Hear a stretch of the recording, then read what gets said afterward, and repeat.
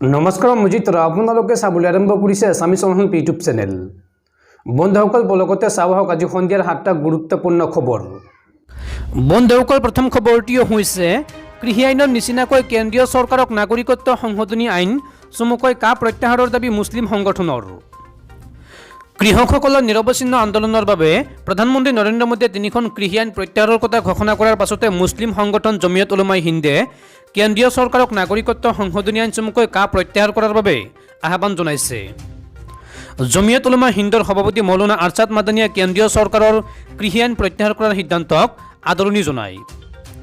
দেশৰ অন্য আন্দোলনৰ নিচিনা কৃষকসকলৰ আন্দোলনক দমন কৰাৰ বাবে সৰ্বপ্ৰকাৰে চেষ্টা কৰা হৈছিল যদিও অৱশেষত কৃষকসকলে বিজয়ৰ হাঁহি মাৰিবলৈ সক্ষম হয় বুলি মাদানীয়ে লগতে কয়। ইপিনে কৃষি আইনৰ নিচিনাকৈ নাগৰিকত্ব সংশোধনী আইনক কেন্দ্ৰীয় চৰকাৰক প্ৰত্যাহাৰ কৰাৰ বাবে দাবী জনায় মুছলিম সংগঠনটোৱে। পৰৱৰ্তী খবৰ, পুনৰ এক ভয়ংকৰ ভূমিকম্পই জোকাৰি গ'ল সমগ্ৰ ৰাজ্য। ৰাজ্যত পুনৰ ভূমিকম্পৰ জোকাৰণি। দিনৰ 1:11 অনুভূত হয় এই ভূমিকম্পৰ জোকাৰণি। গুৱাহাটীৰ লগতে ৰাজ্যৰ বিভিন্ন প্ৰান্তত ভূমিকম্পৰ জোকাৰণি অনুভূত হৈছে। এই ভূমিকম্পৰ অভিকেন্দ্ৰ আছিল গুৱাহাটী মহানগৰী। ভূমিকম্পৰ প্ৰাবল্য ৰিখটাৰ স্কেলত আছিল 4.4। পৰৱৰ্তী খবৰ, শিক্ষা বিভাগৰ গুৰুত্বপূৰ্ণ সিদ্ধান্ত। আগন্তুক 2 বছৰৰ ভিতৰত বিশ্ববিদ্যালয় পৰ্যায়লৈ উন্নীত হ'ব north Lakhimpur college, J B. College, Handique ছোৱালী কলেজ সহ ৰাজ্যৰ 5খনকৈ কলেজ। 2 বছৰৰ ভিতৰত বিশ্ববিদ্যালয় পৰ্যায়লৈ উন্নীত হ'ব north Lakhimpur college, J B. College, Handique ছোৱালী কলেজ, শিৱসাগৰ কলেজ আৰু নগাঁও কলেজ। সেইদৰে ৰাজ্যৰ অধিকাংশ কলেজকে স্বায়ত্তশাসন প্ৰদান কৰা হ'ব। শনিবাৰে এই কথা জানিবলৈ দিয়ে ৰাজ্যৰ শিক্ষামন্ত্ৰী ৰণোজ পেগুৱে। নতুন ৰাষ্ট্ৰীয় শিক্ষানীতিৰ সন্দৰ্ভত আলোচনা কৰি মুখ্যমন্ত্ৰী হিমন্ত বিশ্ব শৰ্মাই কয় যে নতুন ভাৰত গঢ়াত উৎসাহ যোগাব নতুন NEP-য়ে। ভাৰতৰ সভ্যতাক লৈ সকলোৱে গৌৰৱ কৰে। কালৰ সৎ বহু সভ্যতাৰ বিলুপ্তি ঘটিল। বিপৰীতে চিৰ প্ৰবাহমান হৈ আছে 6000 পুৰণি ভাৰতীয় সভ্যতা। সময়ে সময়ে ভাৰতীয় সভ্যতাক লৈ সৃষ্টি হৈছে সংঘৰ্ষ। ভাৰতীয় সভ্যতাৰ মূল চাবিকাঠিয়েই হ'ল জ্ঞান আৰু প্ৰজ্ঞাৰ সাধনা। মুখ্যমন্ত্ৰীগৰাকীয়ে লগতে কয় যে বিগত এটা দশকত দেশৰ শৈক্ষিক জগতৰ বাবে সৰ্বোৎকৃষ্ট উপহাৰ হৈছে NEP। অধ্যাপক কস্তুৰী নন্দনে ক্ষেত্ৰভিত্তিক অধ্যয়নৰ জৰিয়তে প্ৰস্তুত কৰিছে NEP। 2034 ভিতৰত NEP-ৰ সঠিক ৰূপায়ণৰ সময় নিৰ্ধাৰণ কৰা হৈছে। NEP-ৰ সঠিক বলবতে বিশ্বক নেতৃত্ব দিব ভাৰতে। 180টা ভাষা উপভাষা আছে উত্তৰ পূবত। ইয়াৰ বাবে প্ৰস্তুত কৰা হ'ব পাঠ্যক্ৰম পাঠ্যপুথি। অসমীয়া, বড়ো, বাংলা, হিন্দী ভাষাৰ পাঠ্যপুথি প্ৰকাশ হৈ আছে। প্ৰত্যাহ্বান থাকিলেও ৰাজ্যত বলবৎ হ'ব নতুন শিক্ষানীতি। ভাষণ প্ৰসংগত শিক্ষামন্ত্ৰী ৰণোজ পেগুৱে কয় যে এই অনুষ্ঠান আয়োজন কৰাৰ ক্ষেত্ৰত সহায় আগবঢ়োৱাৰ বাবে মুখ্যমন্ত্ৰীক ধন্যবাদ। শিক্ষামন্ত্ৰী থকাৰ সময়ত মুখ্যমন্ত্ৰীয়ে নতুন শিক্ষানীতি প্ৰযোজ্য কৰাৰ বাবে যথেষ্ট চেষ্টা কৰিছিল। এই নতুন শিক্ষানীতি প্ৰৱৰ্তন কৰাৰ বাবে এখন স্পষ্ট ৰোডমেপ প্ৰস্তুত কৰিব লাগিব। ক'ভিডৰ বাবে শিক্ষানুষ্ঠানসমূহে নতুন শিক্ষানীতিৰ সম্পৰ্কত কোনো ছেমিনাৰ আয়োজন কৰিব পৰা নাই, যাৰ বাবে সকলো নতুন শিক্ষানীতি সম্পৰ্কত অৱগত নহয়। সংখ্যালঘু জনজাতীয় লোকে নতুন শিক্ষানীতিত নিজৰ নিজৰ মাতৃভাষা প্ৰযোজ্য কৰাৰ বাবে আহ্বান জনাইছে। এই ক্ষেত্ৰত ৰোডমেপ প্ৰস্তুত কৰিব লাগিব। প্ৰশাসনিক ব্যৱস্থাতকৈ এই নতুন শিক্ষানীতি বুজিব লাগিব সমাজৰ মানুহে। বন্ধুসকল, তাৰপিছত 4 নম্বৰ খবৰটো জনোৱাৰ আগতে আপোনালৈ এটা সৰু ৰিকুৱেষ্ট, যদি এতিয়ালৈকে এইটো ভিডিঅ'ত লাইক কৰা নাই তেন্তে প্লিজ এটা লাইক কৰি দিয়ক আৰু এনেকুৱা ধৰণৰ নতুন নতুন ভিডিঅ' পাবলৈ চেনেলটো ছাবস্ক্ৰাইব কৰি কাষত থকা বেল আইকনটো প্ৰেছ কৰি ৰাখক। পৰৱৰ্তী খবৰ, আমেৰিকা যুক্তৰাষ্ট্ৰত উপৰাষ্ট্ৰপতিৰ পৰা ৰাষ্ট্ৰপতি হ'ল ভাৰতীয় মূলৰ মহিলা কমলা হেৰিছ। ৰাষ্ট্ৰপতিৰ ক্ষমতা লাভ কৰা আমেৰিকাৰ প্ৰথমগৰাকী মহিলা হ'ল কমলা হেৰিছ। ভাৰতীয় মূলৰ আমেৰিকাৰ উপৰাষ্ট্ৰপতি কমলা হেৰিছে আমেৰিকাৰ ৰাষ্ট্ৰপতিৰ ক্ষমতা লাভ কৰা প্ৰথমগৰাকী মহিলাৰূপে ৰচিলে ইতিহাস। ৰাষ্ট্ৰপতি জো বাইডেনৰ অনুপস্থিতিত ৰাষ্ট্ৰপতিৰ দায়িত্ব পালন কৰিলে উপৰাষ্ট্ৰপতি কমলা হেৰিছে। মুঠ 1 ঘণ্টা 25 মিনিটৰ বাবে এই মহান আৰু গুৰু দায়িত্ব লৈ কমলা হেৰিছে গঢ়িলে অভিলেখ। ৰাষ্ট্ৰপতি জো বাইডেনৰ এক অসুস্থতাৰ বাবে তেওঁক এনাষ্টেচিয়া দিয়া হৈছিল। এই সময়ছোৱাত বাইডেন অচেতন হৈ আছিল। সেয়েহে এই সময়ছোৱাৰ বাবে ৰাষ্ট্ৰপতিৰ সকলো ক্ষমতা উপৰাষ্ট্ৰপতি কমলা হেৰিছৰ হাতলৈ হস্তান্তৰ কৰা হৈছিল। হোৱাইট হাউছে জনোৱা মতে আবেলি 3:10 পৰা 4:35 ৰাষ্ট্ৰপতিৰ ক্ষমতা অৰ্জন কৰিছিল কমলা হেৰিছে। এয়া আমেৰিকাৰ ইতিহাসতে প্ৰথম ঘটনা য'ত এগৰাকী মহিলাই ৰাষ্ট্ৰপতিৰ ক্ষমতা লাভ কৰিছিল।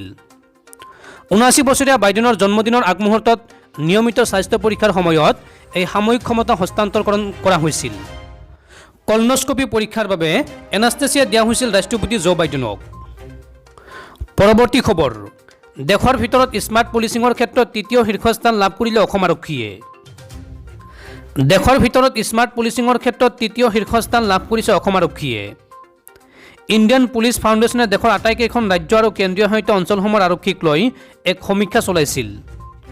এই সমীক্ষাত 10 নম্বৰৰ ভিতৰত 7.89 পইণ্টেৰে অসম আৰক্ষীয়ে এই স্বীকৃতি লাভ কৰিছে। ইয়াৰ বিপৰীতে কেৰালা, গুজৰাট, দিল্লী, তামিলনাডু, কৰ্ণাটক, মহাৰাষ্ট্ৰ আদি আগশাৰীৰ ৰাজ্যসমূহ স্মাৰ্ট পুলিচিঙৰ ক্ষেত্ৰত অসমতকৈ পিছত আছে। কেৰালাই লাভ কৰা পইণ্ট হ'ল 7.53, গুজৰাটৰ 7.04, দিল্লীৰ 6.85, তামিলনাডুৰ 6.73, কৰ্ণাটকৰ 6.69 আৰু মহাৰাষ্ট্ৰৰ 6.25 পইণ্ট। এই সমীক্ষাত শীৰ্ষস্থান লাভ কৰা ৰাজ্যখন হ'ল অন্ধ্ৰপ্ৰদেশ। মুঠ 10 পইণ্টৰ ভিতৰত অন্ধ্ৰপ্ৰদেশ আৰক্ষীয়ে 8.11 আৰু তেলেংগানাই 8.10 পইণ্টেৰে দ্বিতীয় স্থানত আছে। স্মাৰ্ট পুলিচিঙৰ এই সমীক্ষাৰ শিতানসমূহ আছিল আৰক্ষীৰ সংবেদনশীলতা, কঠোৰতা, ভাল আচৰণ, ক্ষীপ্ৰতা, সমস্যাৰ সমাধান, সহায় সহযোগিতাৰ মনোভাৱ, নিৰপেক্ষতা, দায়বদ্ধতা আদি। এই সমীক্ষা ইণ্ডিয়ান পুলিচ ফেডাৰেশ্যনে অনলাইনৰ জৰিয়তে মূল্যায়ন কৰিছিল আৰু IIT Kanpur, Tata institute of মুম্বাইৰ দৰে প্ৰতিষ্ঠানৰ বিশেষজ্ঞসকলক সমীক্ষাৰ সৈতে জড়িত কৰা হৈছে। অসম আৰক্ষীৰ এই স্বীকৃতিৰ পাছত আৰক্ষী বিভাগৰ প্ৰতিজন বিষয়া, কনিষ্টেবল তথা কৰ্মচাৰীক অভিনন্দন জনাইছে আৰক্ষী সঞ্চালক প্ৰধান DGP ভাস্কৰজ্যোতি মহন্তই।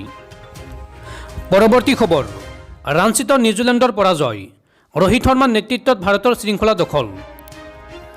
ভাৰত আৰু নিউজিলেণ্ডৰ মাজত শুকুৰবাৰে ৰাঞ্চিত অনুষ্ঠিত হোৱা দ্বিতীয়খন T20 খেলত ভাৰতে নিউজিলেণ্ডক 7 উইকেটত পৰাস্ত কৰে। এই বিজয়ৰ লগে লগে ভাৰতে ঘৰুৱা T20 শৃংখলাতো বিজয় সাব্যস্ত কৰে।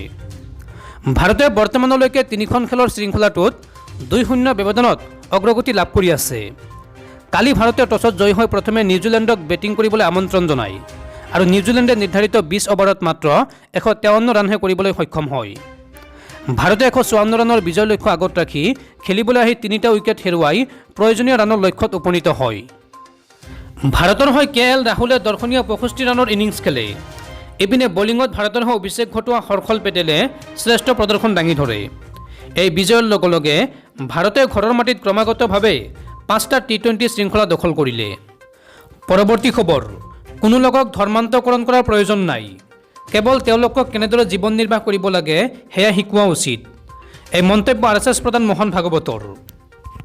শুকুৰবাৰে ৰাষ্ট্ৰীয় স্বয়ংসেৱক সংঘৰ প্ৰধান মোহন ভাগৱতে ভাৰতক বিশ্বগুৰু হিচাপে প্ৰতিষ্ঠা কৰাৰ বাবে সকলোকে একেলগে আগবাঢ়ি যাবলৈ আহ্বান জনায়।